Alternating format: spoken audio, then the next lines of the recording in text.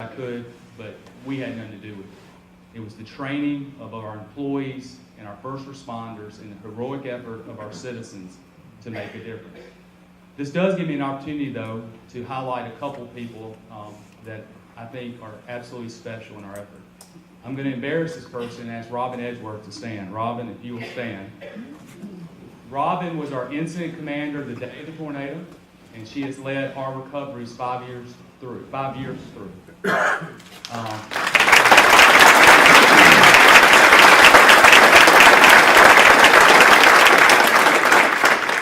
I remember going into incident command and having her tell me about discussions they were having regarding, can we get beer trucks and use that for morgue space? I can't imagine the burdens and responsibilities on her shoulders and our other incident commanders. And then the recovery itself, and to try to get 5,000 plus property owners to agree on a vision how you move forward. The burdens on Robin are extraordinary, and I've been blessed, and the city's been blessed to have her leadership, and it's a thrill to work with her every single day. We can go on through the next slides. I don't want to hold the presentation up, so we can just keep moving. Again, I apologize for the technical difficulties. But I also want to highlight some of our citizens. And I'm going to highlight first Raquel Smith. Now, we asked Raquel for the permission to talk about her story. She didn't want to take a picture because she's still dealing with the scars. But she did give me permission to share her story. So let me briefly share the story of Raquel Smith. Raquel Smith was around 21, 22 at the time of the tornado. That day, she went to go visit a friend in Rosedale. That is the picture the next day of Rosedale itself. She took along her 15-month-old daughter, Christian, to go see her friend. The storm came through. She was under a pile of debris. And when they found her, her friend was dead and her 15-month-old daughter was dead. Now, for most people, that would be soul-crushing. You just don't get up from that. Well, Raquel, a few days later, I met her for the first time at an aid station volunteering.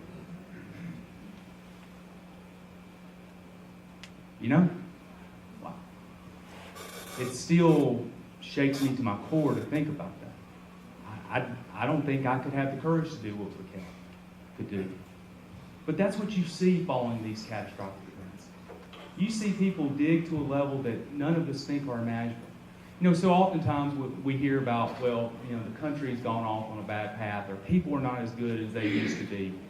You have something like this happen in your community, and all of a sudden you see that politics, race, socioeconomic status, religion does not matter. And since we've had technical difficulties, it does give me a chance to interject another story of a city employee, Robert Brown. Robert Brown was a crew worker. He just passed away last year, but Robert Brown was a crew worker within TDOT, one of the lowest level paid positions in the city of Tuscaloosa. Robert was on standby, and when the tornado happened, him and his crews went out and were dispatched. That evening, he didn't tell even his foreman, he just told his supervisor that he needed to go home and check on his family. He thinks they may have been in a tornado. He had 4 children and a wife at home. He goes home, their home is destroyed in Juanita Drive. He makes sure they get to a safe place, and he comes back to work. For the next 5 days, like every other city employee, he worked 12 to 16 hours a day. And on a Monday morning, a lady called my office and talked to one of my assistants and said, Mayor needs to check his email. And I'm getting hundreds of emails a day. And so we found the email, we pulled it up, and it was a neighbor of Robert that said, Mayor, you need to let Robert off. School's going to start back Wednesday, and they don't have any clothes. First time I'd heard the story. So I called Robert's supervisor. She said, well, I've got hundreds of employees, let me check. Comes back 10 minutes later, and the story's confirmed. Now here's a guy, one of the lowest paid in the city. He's lost his home, his 4 children are being sheltered, and he continues to work. That's guts. And that certainly makes me very proud to call myself from Tuscaloosa. The next slide. And then you have, that's an up-close shot of Rosedale.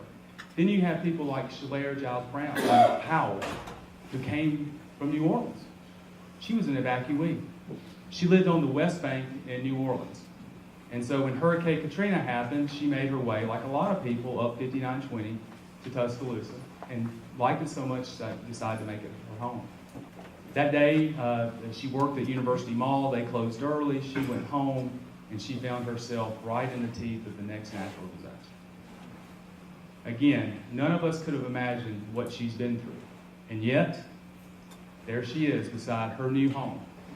She wanted to make a statement to rebuild back in her community, to retake her community. But this natural disaster was not going to define who we are. By the way, these stories are countless. And they certainly will inspire you if you ever go through this disaster. Make sure you celebrate the types of stories like Shalair Giles Powell. Next slide. So, transformation. Because as I talked about yesterday, the science of recovery is just beginning. But a community has to go through this transformation. And it really, quite frankly, has a choice. You either give in to what has happened to you, or you push yourself up into greater heights. But there's always going to be challenges. And if you'll go to the next slide. We had immense challenges. 70% of the homes were rental. Median income was less than $25,000. A third of the businesses were non-conforming with standards prior to 1972. In other words, 40 years of federal, state, and local regulations caught up with businesses overnight, and in a lot of cases who were underinsured. We had a large floodway, and if you're part of the National Flood Insurance Program, you know what that means. It's almost impossible for anybody who was grandfathered in those conditions to ever build back. This happened during the Great Recession. It happened when Congress was sequestering funds. And by the way, Alabama's not a swing state in any presidential election. So, you're on your own. And we wouldn't have it any other way. Next slide. So, when the rebuild, we took all the emotion that I just talked about, all the stories, everything that had happened to us, and we created the Tuscaloosa Forward process. We decided that we were going to go engage our community and ask them, well, how do you want to rebuild? What do you see for your city as we move forward? None of us could control the horrible events of that day, but we certainly could have a hand in how we rebuild together. Plus, all the data that I just gave you, we knew that we had time to rebuild. A lot of communities don't have that luxury, and I know we may talk about that in a later session. So this is a picture from one of the Tuscaloosa Forward meetings. And by the way, as I mentioned yesterday, never let an architectural rendering go out without your approval. I still have people today say, well, my community doesn't look like that. But here's the thing. On a Saturday in July, we had a town hall meeting, and over 1,000 people came. I was as hoarse. We stayed about 6 hours. And my hand hurt from shaking so many hands. I had people cuss me, I had people hug me, I had people cry with me, and that's just one person. So, you can imagine. But it was inspiring. It was absolutely inspiring to go and talk to the people about what they want to see. Next slide. Here's some drone footage. I think if you'll click, it'll start clicking in. We took some drone footage, and it's kind of just a here, there. But it gives you a sense of now what we see in Tuscaloosa. Now, certainly, we're not fully recovered. We're dealing with a lot of issues. But from where we were to where we are, it's amazing. In fact, it's just from my standpoint, year one, people in Tuscaloosa were not satisfied with recovery. Year 5, everybody thinks we came up with a master stroke in how we put it together. And the political emotion of it is something that has to be honored through the process.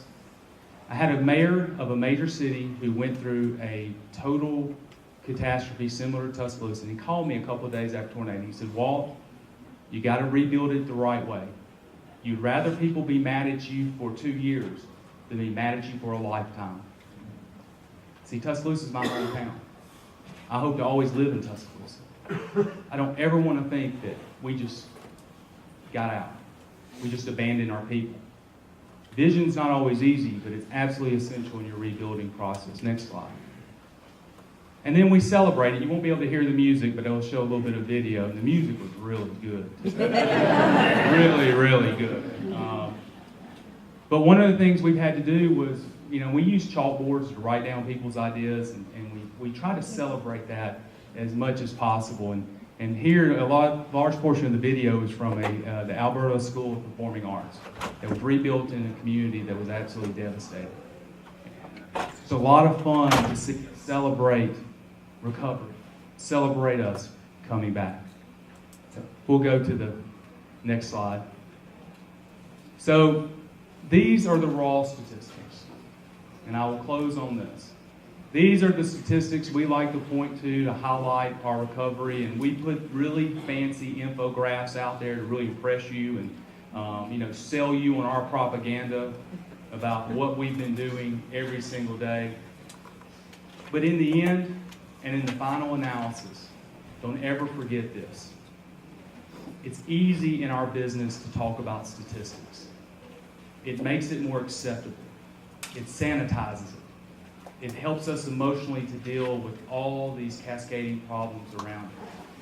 But make sure somewhere in your processes, there's a calculus that allows you to go feel the humanitarian impact. The first 3 days of the tornado, I was probably driving our incident command crazy. I think they put a police officer outside the door so they would keep me out, so I wouldn't come in. And finally, Heather McNutt, who works in our office, and she's just an amazing assistant to me, said, "You need to get out of here. You've got to stop bothering people. You need to go," because I like to bother people. You need to go out and visit the aid stations. You need to go talk to people. And I didn't want to do one of those press things. So I said, I'm not doing any press. I don't want to seem contrived or fake, So we went over to one shelter, and people start hugging me. And you go over to an aid station, and people start hugging me. And then I really quickly began to realize this is where I need to be. There's nothing I can do in incident command. I'm not a technician. This is not my background. I need to be with the people who pay my salary. And I need to let them know their government's working, and we're going to solve problems. And I'm going to take your voices back to City Hall. You just can't imagine how proud those moments make you to be from Tuscaloosa. It's why when I hear about Joplin that I feel such a kindred spirit. Because this weekend you're feeling the whole swelling of all those emotions. And here's the thing. For those of us who didn't lose something valuable, we see this as the celebration, and we should. What we should also do is for those who did lose something, whether it was a loved one, a home, or a business, we use this as motivation not to let them down. For them, recovery may never be achieved, but we owe it to them to give our best every single day, so that one day there will be peace and celebration. I want to thank you for giving me an opportunity to share Tuscaloosa's story. Jane's disappeared. She's probably working. There she is. That's what heroes look like. Thank you very much.